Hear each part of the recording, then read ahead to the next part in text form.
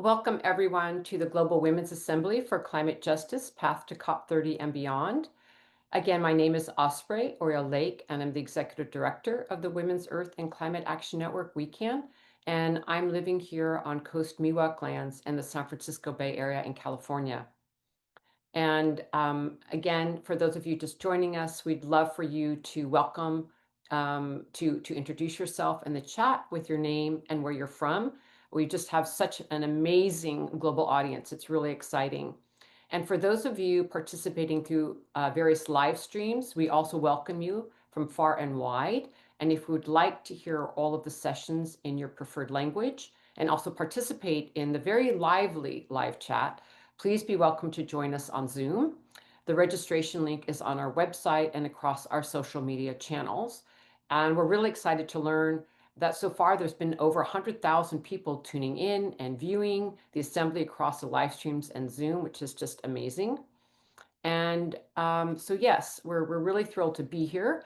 And I also want to take a moment to acknowledge this very challenging time that we're living in and welcome you all to a space for us to be together from all over the world and to know that WECAN is here for you and that you're not alone.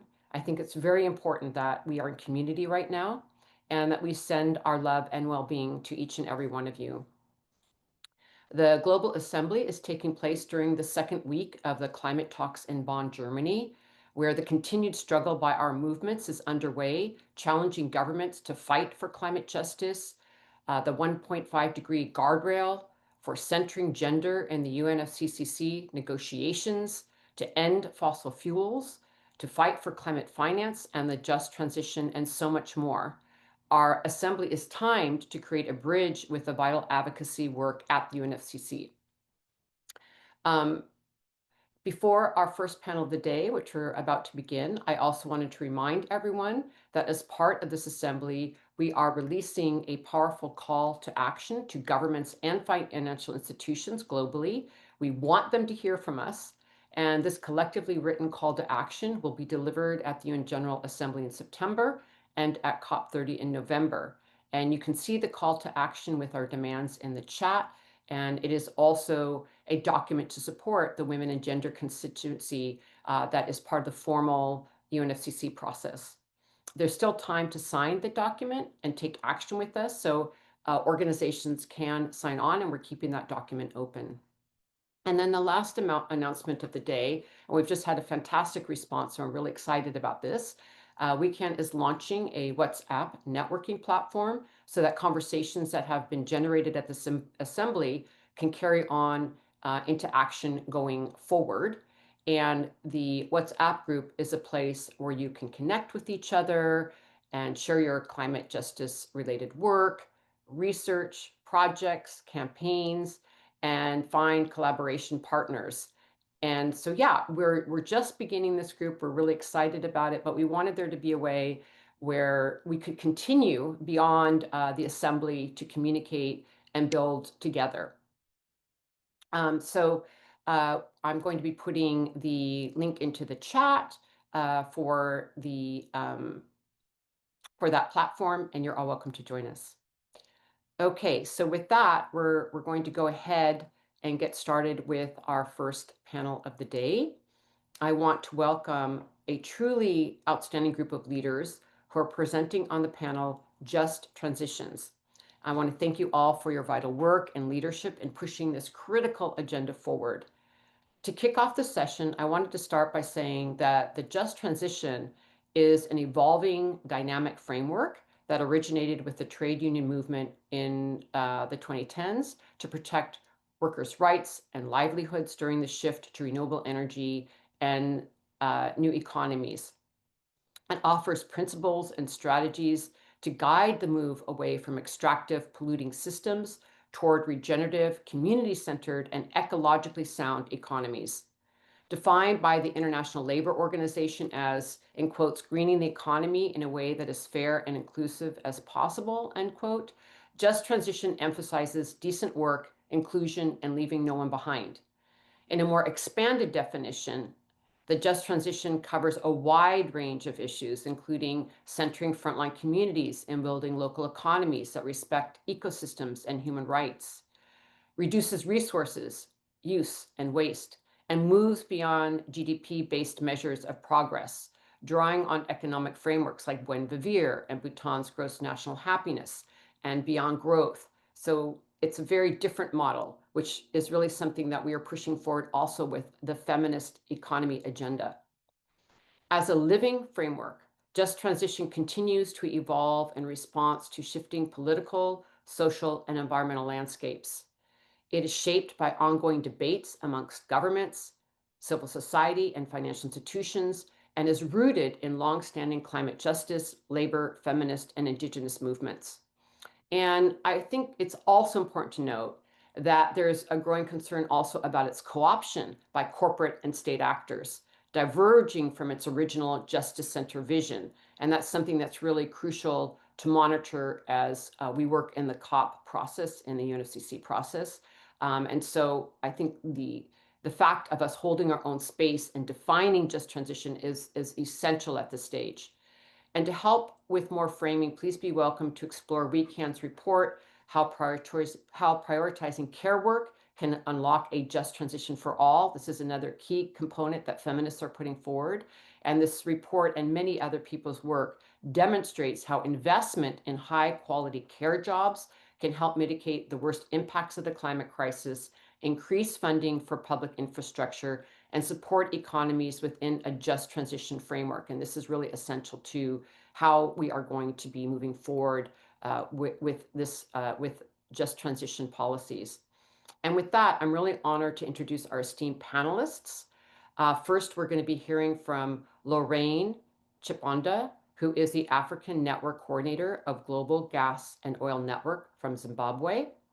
And then we'll be hearing from Gina Cortés Valderrama, who is a climate, gender, and economic justice expert from Colombia. Then we'll be hearing from Serena Mendizábal, who is Cayuga Wolf Clan, and she is Managing Director of Sacred Earth Solar from Canada. Then we'll be hearing from Ayshka Najib from the Women and Gender Constituency Just Transition Working Group, Fridays for Future, and UNICEF Youth Advocates, and she's from the United Arab Emirates. And then we will be having finally Margaret Kwateng, who is the campaign director at Grassroots Global Justice Alliance from the US. And this is just an incredible group of leaders. I'm so honored that you're here, and they're all incredible experts and leaders in this field. And with that, I'd love to hand the floor over to you, Lorraine. The floor is yours. Thank you for joining us. Thank you very much, and also to everyone else who is attending the session. So to kickstart my presentation, I've got a few slides that can be shared that I'm waiting for. Thank you very much. The first slide for the introduction. So just to kickstart, I want to express that we all understand and have seen the impacts of the climate crisis, and especially for Africa, the energy poverty, that is very clear. And also the scenario that we are in is also worsened by the current socio-political crisis that is ongoing, especially the war and the conflict. So I feel that this is very important for us to understand the framing that we are in, and also the current scenario which the just transition is under. That is the context that has got ongoing wars, that is an ongoing conflict. And what does this mean then for the just energy transition, particularly for women, and particularly also for Black women and women of color across the globe? It means that the just energy transition is going to be further pushed aside, and then again it's going to further invisibilize women's struggle, as all the resources and focus are going towards war and conflict rather than going towards a just energy transition. Next slide. Just also to express that, as has been said earlier on, that the term just transition is now part of a global discourse on energy, right? It means that, it's becoming a field of play for power dynamics for global elites, including, big global institutions, our own governments, that have actually taken the word just energy transition and also then providing their own narratives and analysis on what a just energy transition should look like, right? So again, this is now under elite capture, under elite control, the whole term and the whole discourse. Just also give examples of how then this impacts the ordinary person in terms of direction of flow and resources. I want to highlight studies that were shared by Recourse, which is an organization that works on finance, right? They produced these amazing fact sheets that show that, for example, the focus of the World Bank has actually been focusing, while they term the term just transition, right? But the energy and resources are actually going towards funding false solutions. If you look at the percentages of what they have funded in the past few years, those are all false solutions that perpetuate the fossil fuel economy that we are trying to transition away from. For example, if you look at the financing that went towards carbon capture and storage in the past year, it's 20.2% that went into that, right? Just funding from the World Bank. And we all know what these false solutions, such as geoengineering, carbon capture and storage, carbon markets, what they mean for the fossil economy. They're only there to extend the fossil fuel economy. And then these projects, even including hydrogen, right? Because if you look at the context of hydrogen in Africa, it's for export. It's not meant to benefit locals, right? If you look at countries such as Namibia that are being pushed by elite countries in Europe and also by large financial institutions, they're all being directed to invest in these false solutions, particularly hydrogen as well, right? So again, the World Bank is also looking to finance the Great Inga Dam, right? Which again, we all know that it is a false solution because of the impact that it will have on communities with regards to loss of biodiversity, still further displacement of communities. So again, here I wrote that we need to focus on just transformations because these look at the structure and core and politics around just energy transition. We're not merely moving from one state to the next, but we're looking to change the systems that are embedded, that the energy system is embedded in, right? So we need to redefine the energy systems to elaborate what transitions can look like for the poorest, for women, and also for the impacted. Next slide. Again, just in envisioning what that can look like for women and also grassroots. Women should be co-creators of the energy transition. And then we also need to further strengthen women's voices and ground the energy transition into women's lived experiences, right? So again, this takes us to the point that we need to acknowledge that the transition is not happening at a level playing field. This means that for Africa, for many African countries, right, we have been affected by historical dynamics such as colonization, right, neo-colonialism. We also have been affected by the extractive nature of the fossil fuel industry. If you look at, for example, the Niger Delta in Nigeria, some of the companies that have extracted in the Niger Delta, such as Shell Corporation and others, even Total, these got extraction licenses prior to Africa even receiving our own independence.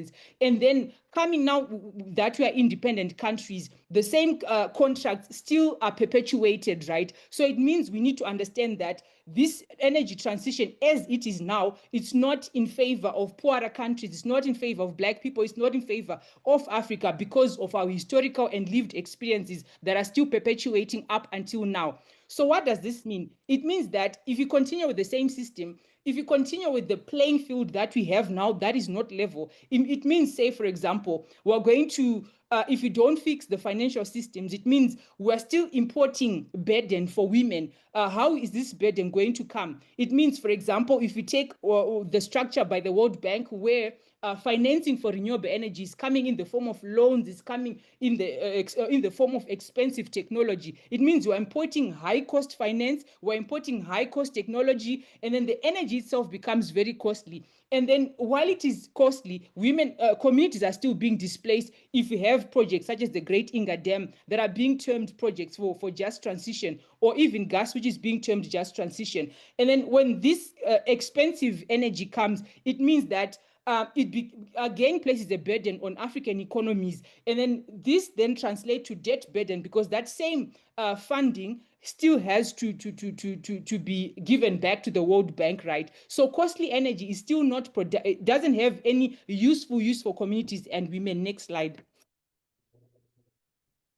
In conclusion, I want to say that we should break silos around energy, right? I explained earlier on that the nature of the transition that we are looking at is multifaceted, right? It means we have to bring together groups working on finance systems, right, at debt issues, and we have to also bring together various connect and interweave together various facets of women's lived experiences, the different themes that such as ecology, such as even the politics, right, in order for us to attain just transition. We need to continuously challenge socioeconomic and ideological principles underpinning energy systems. And then we need to ensure that women are at the center of dreaming and also providing their thinking on what a just transition can look like. Thank you very much. I don't have much time. Over to you. Thank you so much, Lorraine, for that great overview and analysis. We really appreciate it. And, I really am thankful for you bringing forward how we need to view false solutions within the context of the just transition, so we don't replicate harms that are already taking place, and also how really structural and systemic change to the economy, to our society, is critical to the just transition. And I really thank you for presenting that so clearly. And with that, I would love to now hand the floor over to Gina. Thank you so much. And thank you to all the people that is here, and also to my fellow panelists. And I would like to take from what Lorraine was saying, because I think it's a good transition to going out as well, deepen into the imperialist nature of the geopolitical context that we are experiencing right now, and how does interrelate with just transition. If we see the current context in which the increase of the far right also is meaning an increase on the pushback against women's, gender diverse people's rights, at the same, even coming to murder as an expression of violence from these groups in a coordinated and well-funded manner. And we also put in the same spectrum how part of the calls from and the pushes from the far right also speak on anti-migration laws, seeing migrants, refugees, asylum seekers as that internal threat of countries. And if we put these two in reflection, we are also understanding how deepened this is connected with the structures that sustain capitalism.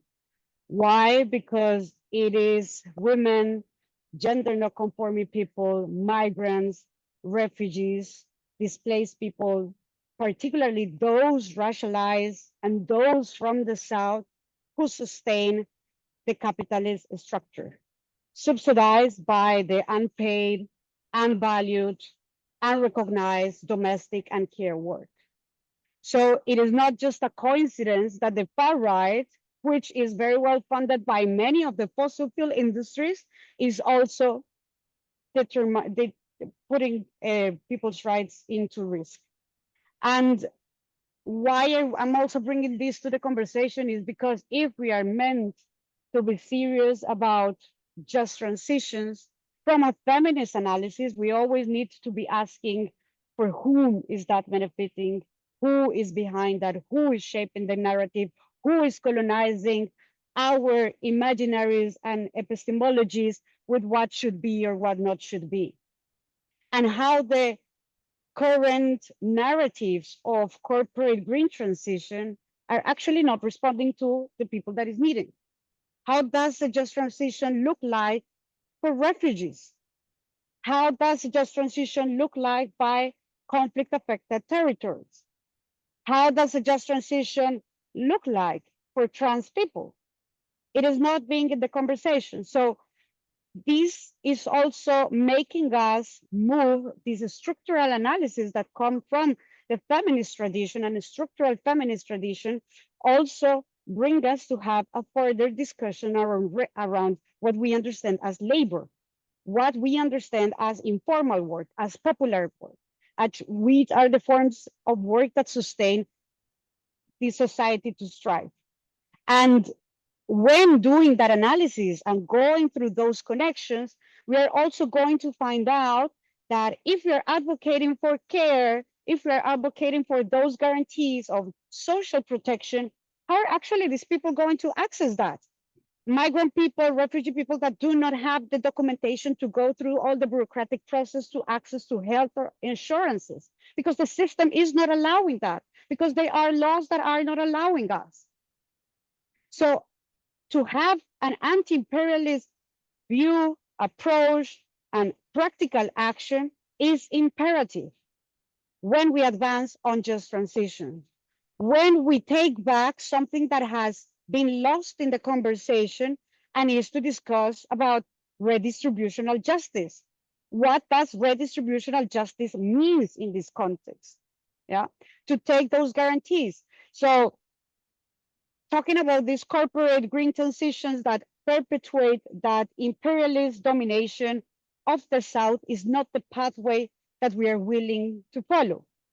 So here we have to then have a more deeper conversation, and I'm happy to see so many people connected in this space, to have a conversation about the work that is ahead of us.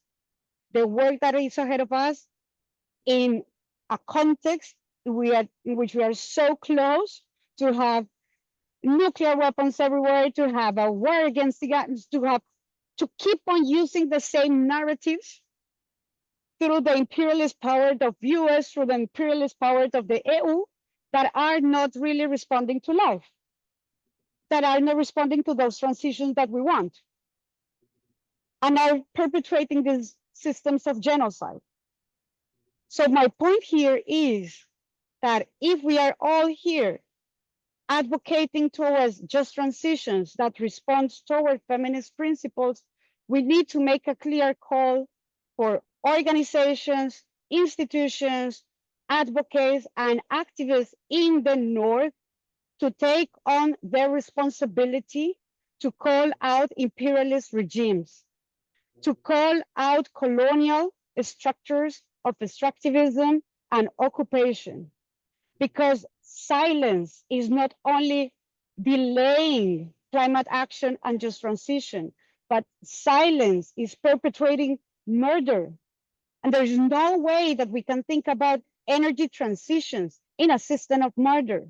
So this is a call for all global North organizations to move beyond the narrative, to move beyond a statement of solidarity, and to start confronting in their centers of imperial power, to shake those systems of power so that we truly move towards those just transitions that we have been framing in reports, that we have been framing in panels, because it is time to take more concrete action. And this is a call for action for all of us that are working hardly to shape as well those conversations on transitions from a feminist and caring perspective, but overall from an anti-imperialist perspective, so we truly can guarantee that there is no repetition. Otherwise, we're going to be repeating the same systems of plunder that we are calling out so bravely. And I can stop here. Thanks. Thank you, Gina. Thank you so much for your powerful words and analysis. And absolutely, and I appreciate you calling out the global North, because this is where the transition of deep structural change must take place. So thank you for that comment, and we'll come back around to all of you for discussion at the end of the presentations. And with that, I hand the floor over to you, Serena.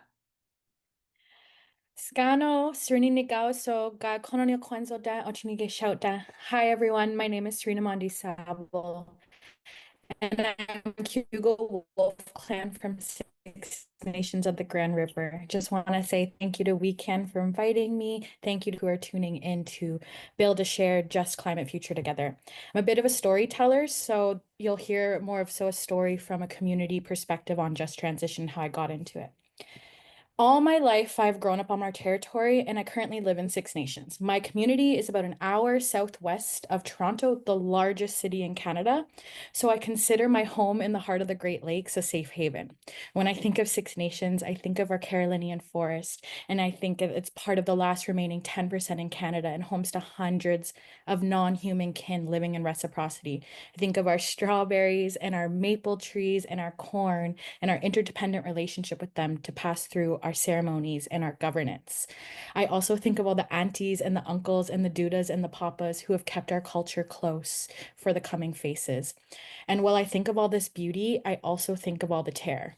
We are one of the first peoples in so-called Canada to have come in contact with settlers, and you can learn and see this history directly from the land itself. We have 5% remaining of our territory, and we are completely surrounded by urbanization and industry. We have a pipeline through our territory, over 30 hydroelectric dams on our river, and a mine right inside our community. So I've always known a world of extractivism, but with that being said, I've also always known a world of resistance, as I've been on blockade since I was 10 years old. So for me, it made sense when I decided to come home one summer from university to work in the community on the clean energy transition about 8 years ago. At this time, Kathleen Wynne was Premier of Ontario and was focused on Ontario's coal phase out. Not even half an hour away from my community on the mouth of Lake Erie was the Nanticoke Coal Power Plant, one of Canada's top 10 emitters and a looming public health crisis. With this phase out came the need for an alternative, and our community jumped on it. Six Nations created the Development Corporation to build and invest in renewable energy assets and has since built the largest clean energy portfolio in Canada and quite possibly the world. While I was working in community engagement and consultation there, we were working on a project to recommission a transmission line with Hydro One, the provincial utility, to transmit about 800 megawatts of clean energy across southern Ontario. Working in engagement, I knew firsthand the community did not want the project. They ended up protesting against it for weeks. It crossed through lands that had good soil, many plants, and a variety of medicines. And what did the province, the utility, and our community do when this happened? They enforced an injunction on the project so that anyone protesting on site would be criminalized. As a young person, this did not sit right with me. And right then, I knew even though we were pushing forward renewable energy projects, we were still replicating the same inequities of the fossil fuel industry. And this was not a just transition. There was no consent, and it was not community-led. This experience sent me on a journey to ask myself these core questions of what truly is a just transition. What is going to make us sovereign? What is going to support our healing? What is going to make us healthy? And while asking myself these questions, I found myself coming back to the beauty in my community, our culture, our ceremonies, our longhouses, and our territories. I needed to do this work in a good way and in the right way. So I started working at Sacred Earth Solar. We're an Indigenous woman-led organization supporting Indigenous front lines with climate solutions and healing justice. We believe the energy transition must be rooted in justice and liberation for all, and that the only way for us as Indigenous peoples, as Ungwehue, to achieve justice and liberation in the transition is for us to be sovereign. A just transition must be rooted in Indigenous self-determination. And with this core philosophy, we've actually implemented 9 solar projects across the country. With nations and groups like the Wet'suwet'en or the Tiny House Warriors, who are actively asserting their rights to care for the land as sovereign Indigenous peoples against major destructive infrastructure such as pipelines. For us in Six Nations, our self-determination is rooted in our hereditary clan system and traditional ways of governance through the Longhouse. So I went to our chiefs, our clan mothers and faith keepers at my family's Longhouse, Sour Springs, and we decided to pay forward our own just transition. We've been working on this project since November 2022, and our clan families are the sole decision makers of our project. From design to implementation, everyone has a say. When our people are given the resources and the opportunity to envision and implement the future they want, the solutions we really need in this world are centered and illuminated for others to see and feel. We always hear colonialism cause the climate crisis, Indigenous rights are the solution, and this was our embodiment of that. Our project ended up having 3 phases, all rooted in different understandings of the just transition. First phase was energy retrofits, as energy conservation and efficiency should always be considered before any new infrastructure projects. Why do we need more? As well, there's no profit tied to energy efficiency or conservation, and it is said rooted in health, comfort, and safety. With this, we focus on propane reduction and improving indoor air quality. Our next phase was a 24 kilowatt solar PV microgrid system to cover all buildings on site, which we built last year. And capacity building was at the core in our desire to invest in our people, especially our young ones. We trained 15 people in solar installation as well as operations and maintenance. And when we implemented this project, we thought beyond the project itself and what it could provide for our people into the future, because we invested in skills and training for our people. Our young people at the Longhouse built the solar system themselves. Capacity building leads to energy sovereignty. And our last phase was to build a seed storage on a site at the Longhouse, to build and maintain Haudenosaunee food sovereignty and security, and provide a centralized space for Sour Springs and other Haudenosaunee people to store, sort, and catalog Haudenosaunee seeds. We cannot be sovereign or self-sufficient on energy alone. That's just clear. And we must think beyond renewable energy to build a just transition. Prioritizing only renewable energy in the transition limits us and silos the works towards a just climate future. As I wrap up, I really believe a just transition is one of energy efficiency and conservation. It's one of capacity building, and it's one beyond renewable energy. And beyond this, it is taking care of our families, having access to our traditional foods, speaking our languages, going to ceremony, and operating in our traditional governance systems. It is maintaining our close and intimate relationship to the lands that govern us and is reconnecting to spirit. It is also an intersection of movements across the world in solidarity with all others that we can focus. A just transition is a free Palestine. A just transition is migrant justice. And a just transition is care and safety for our 2S LGBTQ peoples. It is so much more than quantifying and commodifying our lands and reducing greenhouse gas emissions. A just transition is a return back to our original instructions as Ungwehui Indigenous peoples. Thank you, Nyawa. Oh, thank you, Serena. What a powerful presentation and incredible work you're doing. It's very deeply inspiring. Thank you so much for sharing your work and your journey.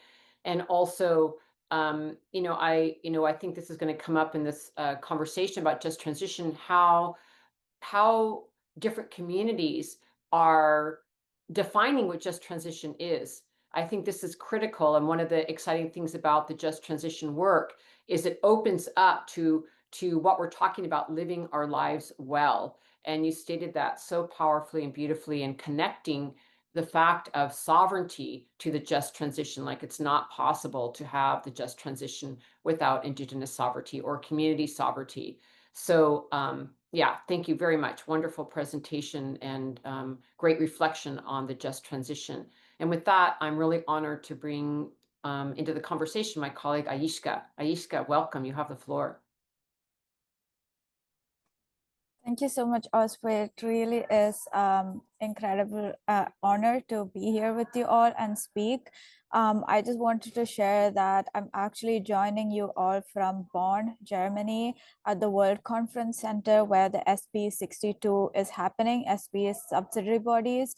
And I actually just stepped out of the negotiations on just transition, where the parties and the world leaders were making decisions on behalf of us, the frontline communities, the workers, the feminists, on a just transition. And let me tell you, it was incredibly heartbreaking to sit through hours and hours of negotiation today to walk out with something that is not ready to deliver, that is not ready to sustain our future, and that is not ready to hold on to our planetary boundaries where we have already crossed like so many of them. And if I can share a quick reflection of how the conversation and the negotiation went before I go into a little bit more grounding on just transition, is that a small update. There were countries that was really blocking language around phase out of fossil fuels in a just, orderly, and equitable manner. And the paragraph that contained the explicit mention of phase out of fossil fuel turned into the biggest blockade in the negotiations. And that was incredibly heartbreaking to witness, because we cannot transition if we do not phase out of fossil fuels.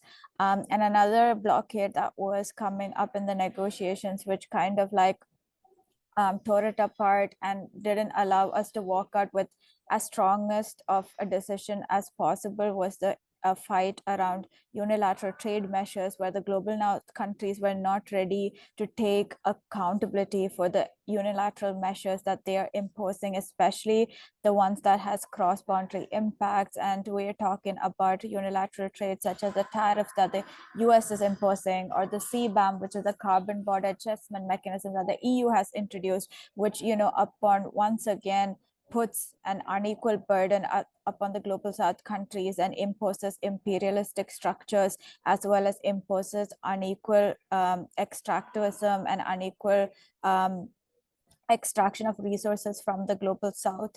And these geopolitical tensions do not just stay outside, it gets into these negotiation rooms and affects the decisions that we're making here. And let me tell you, the political will was not coming from the parties or the countries. The political will and the push was coming from the civil society. And the reason we were able to walk out with at least some form of a decision was because of the lobbying that we have been doing in the past 1 week and a half. So I just wanted to share that update and news as I sit here in the World Conference Center with you guys. That being said, from a grounding perspective, I genuinely see just transition as an opportunity to reimagine and create a bigger vision. But at the same time, as we create a bigger vision and as we become visionary, I also think it's important for us to be oppositional. What do I mean by that? If I can give a quick example, a big chunk of the green hydrogen project and the just transition project that the EU is planning, as I sit here in Germany and speak, is supported because of the importing of resources from my region, the Middle East and North Africa. And for example, most of our water resources are going into these hydrogen pipelines. And while we are under water scarcity, our existing natural resources are being depleted to service a transition for the global North. And I don't know if I'm sitting here and having a deja vu, or this sounds like a remix of colonialism. And that is why I feel that transition that isn't just, fair, fast, feminist, and fully funded will always be bound by limitations. And without the guidance from feminist principles, the long-fought transition will perpetuate the same systems of oppression, exploitation, and extraction of both people and the planet, which has been beautifully laid out by the colleagues before me. And I truly feel that achieving a gender transformative just transition requires a fundamental shift in economic, political, and decision-making power. And by that, what I also mean is we walk into these rooms, we walk into these panels and discussions where they talk about greening the economy. But I really want us to sit here and think about which economy are we greening? How can we green an economy that funds the genocide? How can we green an economy that is built on the extractive labor of women and gender diverse people? How can we green an economy that poses burdens on marginalized people, that poses burdens on migrants and workers and feminists? We cannot green such an economy. And that's why I want to challenge you all to think beyond the boundaries that has been set for us on behalf of us. And transitioning to that, I also want us to, imagine the principles and visionaries of degrowth, to really think about how we can go into an economy that puts the planet and people at the first priority, and also to really think about the fact that no matter what transition happens, if we continue in our growth-based capitalistic economy, all sort of renewable energy projects and all sort of just transition projects will always only exist as complementary to the fossil fuels that is being used, because it won't be able to serve the needs of this capitalistic economy.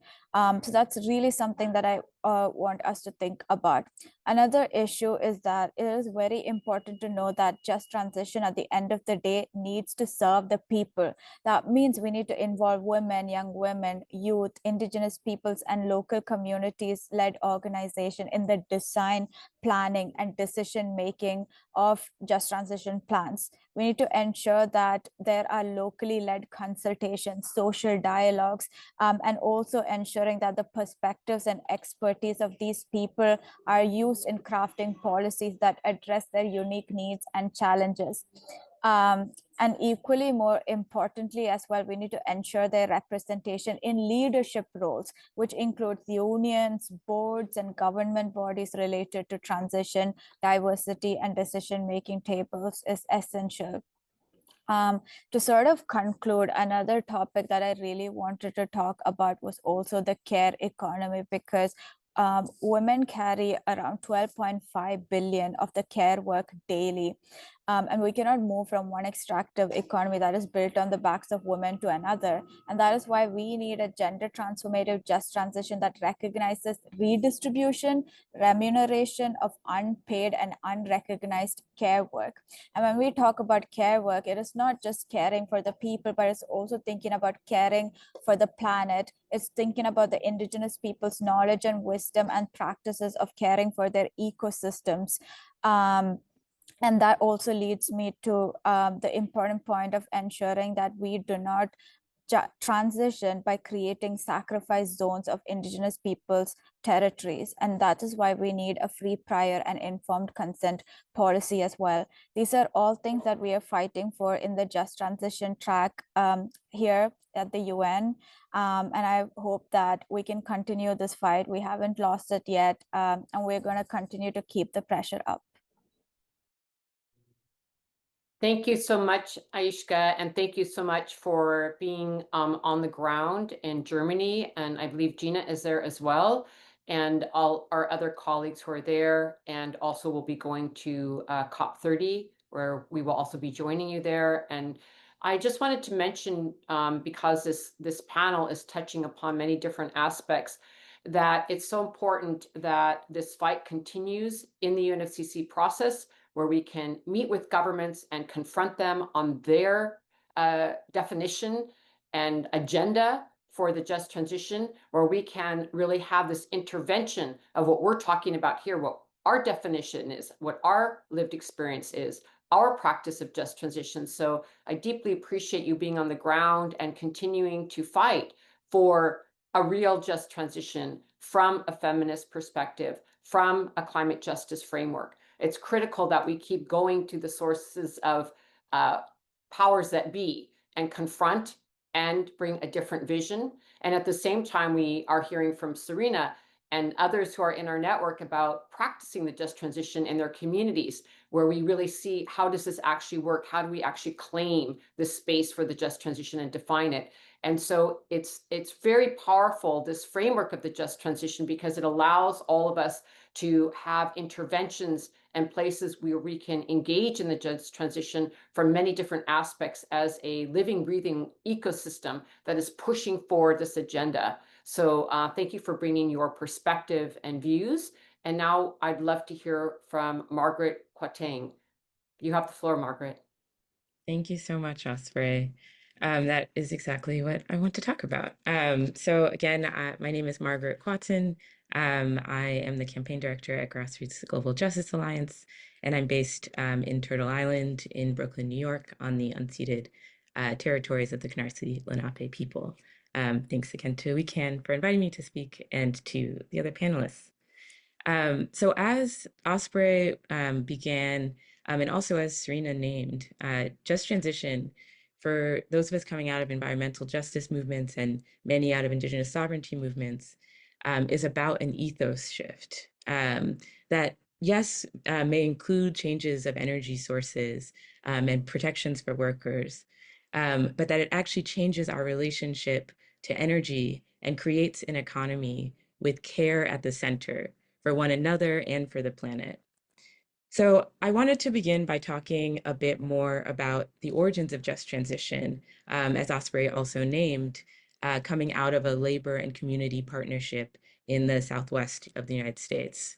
So if we could rewind back to the 1990s, Tony Mazzocchi is organizing with the Oil, Chemical, and Atomic Workers International Union. And in this period, Tony and the workers are realizing that many of them are getting sick from the chemicals that are being used to try and from the chemicals that are being used in the plants that they're in.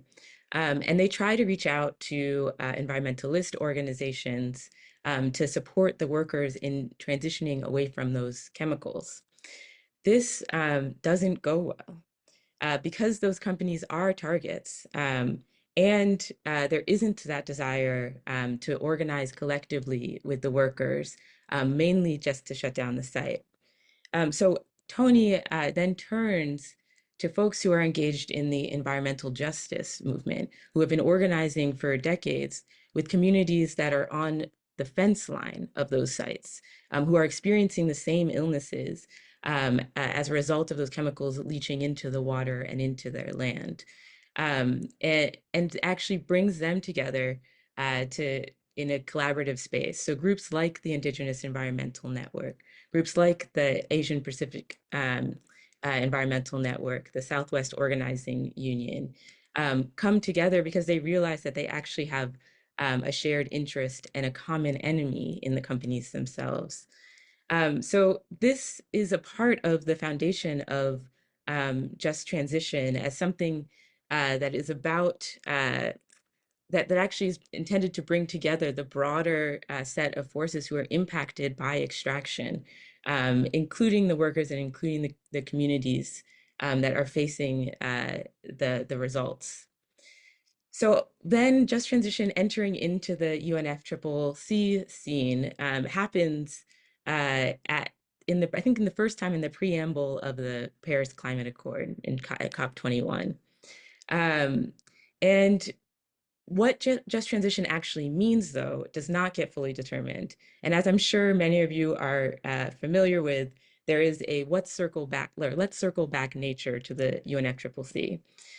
So without this definition, that many of us have talked about here, that's grounded in a fair transition for workers, in the needs of their neighbors who are outside of the plants, in communities that are impacted by the climate crisis, and in the wisdom and stewardship of the land from indigenous communities. The practice then ends up being very narrowly focused and easily co-opted. So Just Transition in this context has really been narrowly talked about as only about workers in industry and as a decision that's between governments, not one that includes communities or the protections of the commons or indigenous rights or women's rights. And companies are jumping into that space saying, oh yes, we're the leading force in Just Transition. And just in the last few days, as was being named at Bonn, some of our folks were feeling a bit more hopeful when it was named that there would be a no markets approach and that there was the potential of adhering to a rights-based framework. But after several countries came back saying no, it was up to our forces to push to say, actually, this is really, really important. And so it was decided that they would put a pin in it, and it will be a part of the debates that are happening in Belém. We also heard from Ayshka that equitable phase out of fossil fuels didn't make it into this. And so this is going to be key to the fights that are happening this fall. So where then do we go from here. As I'm sure you've heard throughout this series, we're in a period where there are cracks in neoliberalism globally. And there's an openness, I'd say, into alternative ways of being. But we have seen the right step into some of that space. The rise of authoritarianism, a genocide that's happening in Gaza, the increasing war that both Gina and Lorraine named, and this constant undermining of climate justice and institutions of civil society, including labor unions, is a part of the conditions that we're facing. And we know that just transition is going to be a big fight at COP30. So our task is, in the meantime, to get practice at naming bold and visionary agendas. That's something we've been trying to do at Grassroots Global Justice with putting forward the People's Care Agenda, that's actually trying to put forward a vision of what it is we want to invest in, because we know it's not going to be enough to tweak the status quo, we need to have a clear line on what it is we want to see. Our task is also to build out our capacity for transformative organizing, to lean into building a new generation of organizers who are deeply rooted in communities, in impacted communities. And as we often say in General Baker's words, that our task is to turn fighters into thinkers and thinkers into fighters, that we are transforming our land, our communities, and ourselves through this practice. And then finally, our task is to organize and build our global united framework around what we want to see. And the People's Summit will be happening in Brazil, and one of those axes is going to be around a just, popular, and inclusive transition that we aim to build with global movements. So I guess in conclusion, the importance of the organizing work that we're doing now is going to be key for how it is that we're able to build toward a true just transition. And it will be one that we take up in spaces, in the civil society constituency spaces, in the side events, in press conferences, in actions. And our aim is to speak in one voice. And so I just want to end with the Asada quote that we have taken up as a part of the Campaign for a People's Care Agenda in the US, that it is our duty to fight for our freedom. It is our duty to win. We must love each other and support each other. We have nothing to lose but our chains. Thanks, Osprey. I'll pass it back to you.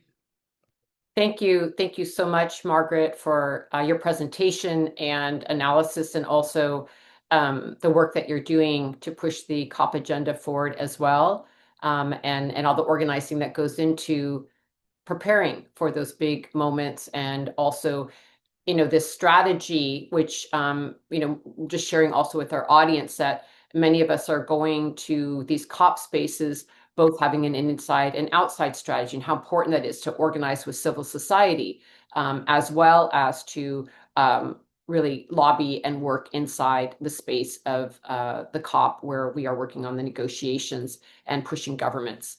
So it's an ecosystem, again, of different aspects for pushing forward this agenda.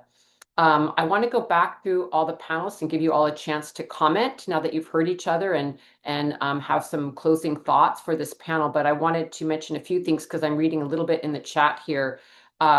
Gina put into the chat a paper that she has written, so you can learn a little bit more about the analysis and her work. And I want to make sure people saw that. I also wanted to mention WECAN has put out a couple of reports that are related to all of these different topics in terms of the just transition, the care economy, but also an analysis of transitioning off this fossil fuel extractive exploitive economy. And those two reports are the care economy report. We can post that again in the chat, as well as a report we have on real zero versus net zero. I know that sounds a little bit wonky, but when you get into it, it's an analysis that we've discussed in this panel about transitioning into a different economy, because we can't continue on this extractive capitalistic imperial economy. And yes, I wanted to mention that. And yes, so with that, I want to move into furthering this discussion, and we'll start back up at the top again. Lorraine, I'd love to bring you back into the conversation, and you have the floor. Thank you. And just so all the speaker knows, we have about 20 minutes, so we'll just share it amongst all of you. Please go ahead, Lorraine. Thank you. Thank you very much. And also thank you to the other panelists as well. Also, I wanted to add that in thinking around transformation, we also need to continuously question who is making the decisions, right? There are global institutions that have had power for decades, right? I've done a bit of work on the World Bank, and if you look at the decisions that they make, they do affect, they're able to shift large quantities of finance, of money and resources across countries. They influence our own governments in terms of financial direction that our governments should be taking, right? And we need to continuously challenge these facets of power to ensure that as we monitor their implementations, their program, and challenge them, we're also ensuring that they make decisions that are in the best interest of the people. They make decisions that do not affect future generations in terms of accumulation of debt. If you look at Africa, a large portion of our GDP is going towards payment of sovereign debts that is accumulated based on the advice and projects that come from institutions such as the World Bank. So we need to continuously challenge these, because if we do not, it means we're placing a burden on women, on future generations that will continue to pay for debts that we accumulate as a result of the just transition. So which means it is not just at all. So we need to be at the center of power, influence these spaces, challenge the narratives that are being pushed out, that are being termed just transition. Thank you very much. Thank you so much, Lorraine. Really appreciate your comments. And I will hand the floor to you, Gina. And I think that I will follow on that, and is how the way that we are currently measuring progress, development, and well-being in the GDP does actually to not account for those harmful sectors that are destroying life. So in the metrics of GDP, military spending is actually seen as progress and well-being. In the metrics of GDP, also some criminalization trading is understood as well as a measure of progress. And this can no longer be there. And this is why a just transition also needs to shape, and that there has been a conversation on degrowth as well in the chat, and is how we need to transform and rethink other economic systems. The economy as it all has been something that has been shaped by white men from the north some years ago. And we have not been able to just dismantle this paradigm that has been imposed on us in terms of growth. And that growth that is continuing, that extraction and that plunder for the more consumption, which has many different effects. And some of the constraints that we see that many governments say now, no, is that there is no money for climate action. How are we going to take it? But if we see actually to that GDP and to what is measured there, we're going to see that almost 3 trillion were spent on military complex in the last year. So the money is there.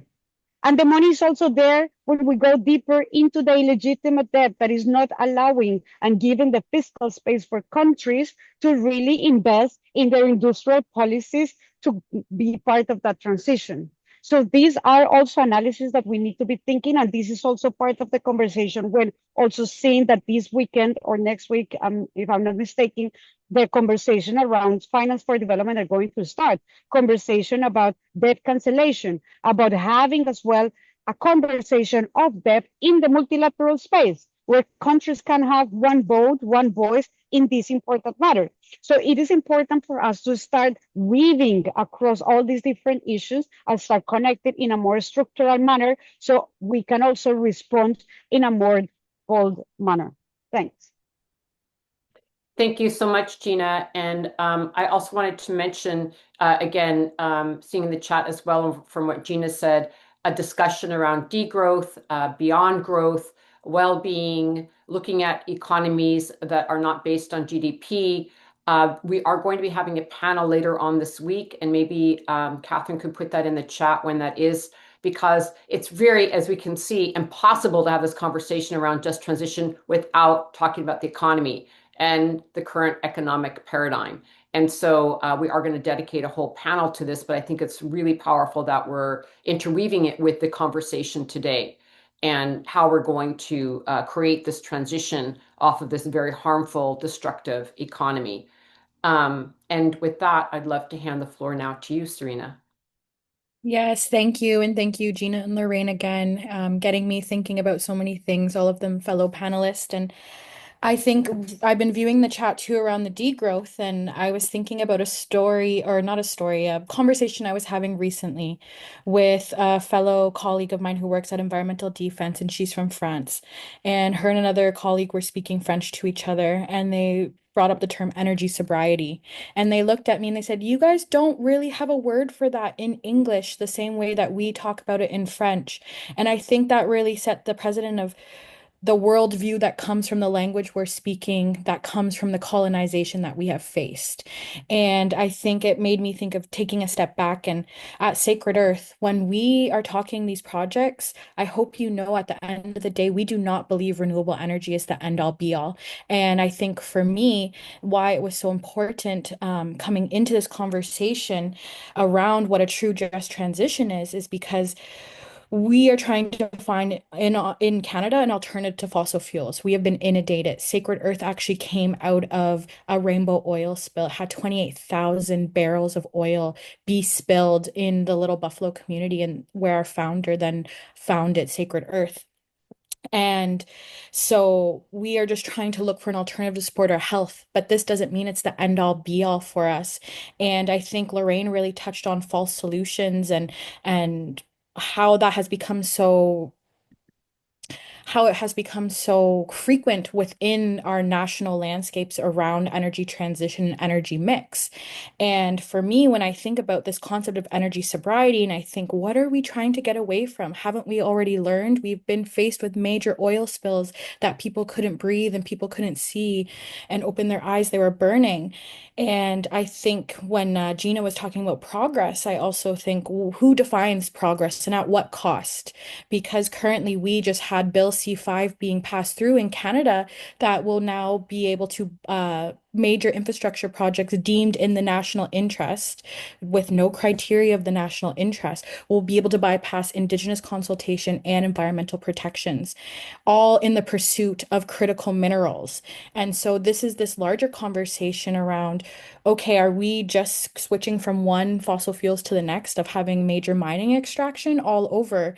And when I think, again, going back to energy sobriety, how are we? I've been asked this question, okay, now critical minerals is this new beast. How are we going to mitigate that? And how is the transition really going to be just?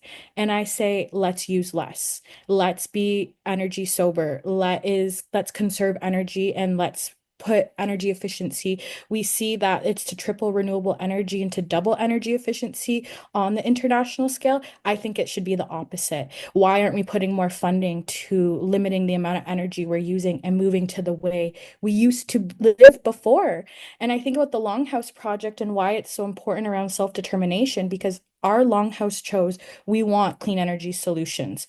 The other Longhouse down a couple streets, they said, we don't want any electricity. We want to go back to candle lights. And that to me, both positionings are a just transition because it comes down to the self-determination of people.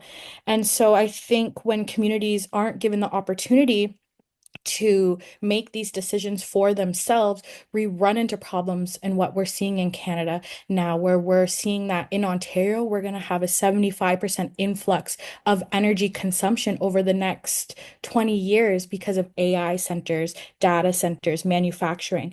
So we're still in this mindset of consumption and capitalism. It's innately within the energy system. And so we're needing more and more renewables, but at whose expense? And so I think it's really important that we be critical of what's going to move forward and that we hold our governments accountable and that we also position these through a lens of Indigenous sovereignty because as we all know, Indigenous peoples, we hold 20% of the lands, but are protecting 80% of biodiversity across the world. We also know that through Oil Change International, Indigenous land defenders, they quantified the metric tons Indigenous land defenders over 10 years in Canada and the US had protected. It was a quarter of annual US and Canada emissions. So the land back movements are actually making a difference. And this is where we need to put our energy in, not new major infrastructure projects that are going to be delayed because we will be protesting them and are going to harm our health and well-being. This is not a just transition. We have to go back to our communities to really define what that means for us. Thank you. Thank you so much, Serena. Very well said. It's so important, when we've been talking a lot over the last few days about how we don't want the just transition or this renewable energy transition to replicate the same fossil fuel economy that got us into the crisis in the first place. So it's not, just an outside infrastructure conversation, as you're saying. This is a conversation about how we're living with each other, how are we living with the earth. And this is partly why I'm excited about the just transition, because it really can encompass a deeper dialogue that's not just technical. It's also about our values and about how we're living and about our ethics and about our connection to each other and the land. So I really appreciate you bringing up those points. I'm going to hand the floor over to Margaret to weigh in on this conversation. Thank you, Margaret. Thanks, Osprey. Yeah, one of the things that came up for me was on this question of war and militarism that was being raised, because and why and how it is not actually a part of the negotiations. And this was something that I feel like I only learned, in the last few years, because it's such a contributor, especially the U.S. military, to emissions globally. And through war, it's not just it's like on so many fronts, right? It's the land and the water getting poisoned. It's the energy it takes to ship these massive tanks around the world.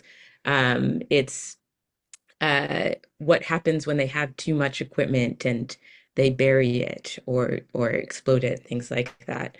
And I feel like there are things that I've only learned through having a colleague who is a part of our member organization about face veterans against the war, that something like an F-35 fighter jet burns more energy in 1 hour of flying than a car does with regular use over 7 years. So this idea that the military and military spending is exempt from these negotiations is not a part of what creates the climate crisis that we're in is completely untrue. And so it has been something that at Grassroots Global Justice Alliance, along with other folks on this call, we've been trying to bring more into the UNFCCC space and really pushing to say that that these admissions are a critical part they should be a critical part of the negotiations. And here in the US, I think we're starting to see an opening in terms of the anti-war movements around the fight back against the genocide. And I think for a lot of folks, what is happening in Palestine has been one of the few moments that folks are really questioning how is it that money is being spent here. With the bombing of Iran, it is another moment in which I think folks are going to be becoming more and more aware that this is such a huge part of our economy, and that any transition needs to absolutely transition those 800 bases around the world that the United States has around the world from being bases. It needs to transition all of the equipment we're building. It needs to transition all of those companies that are building out weapons. So I think as we think about that aspect, I just want to end with, again, what it is that we're trying to build out. I think the necessity of naming that we are trying to invest in the social safety nets, in the community-led projects, in high-quality union care jobs, land remediation jobs, in climate response jobs that are not militarized, that this is one of the moments when we can really continue to name what it is that we need and what we want to see, and to really put on the table things that we know are going to be critical to a real just transition. Thank you. Thank you so much, Margaret, for pointing that out. And we were talking on the first day of the assembly, I believe, about how much we really see that there are constantly funds for the military, but not funds for our communities or caring for the earth or for healthy living. And just the frustration that I think we all feel that the funds are there, but how are they being utilized? And we really need to stop this war machine at so many levels. And so I'm really glad that you pointed that out. So we are at the conclusion of our session. And I just wanted to open up the floor in case any of the speakers wanted to say one final thing before we close out. Just handing the floor back over to any of you if you had a final comment. And this has been a really rich and important conversation about the just transition. And I know we only touched upon some of the aspects because it is, has so many different components to it. So just handing the floor back over to anyone who wants to have a final comment, and then we'll go ahead and close the session. Thank you. I can share something really quickly.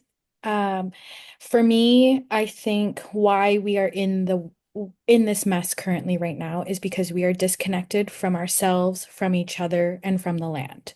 This is quite clear of why we are in the position.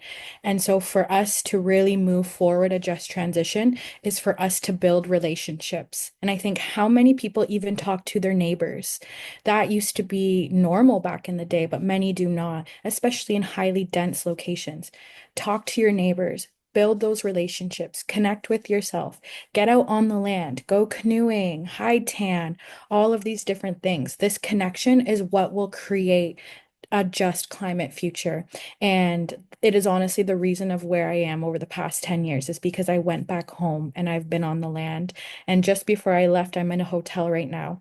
I made sure to get my seeds in the ground because I was reminded the best thing that we could do with all of this chaos happening is putting our hands in the soil and giving back to Mother Earth. So, yeah, and thank you. Thank you so much. Thank you.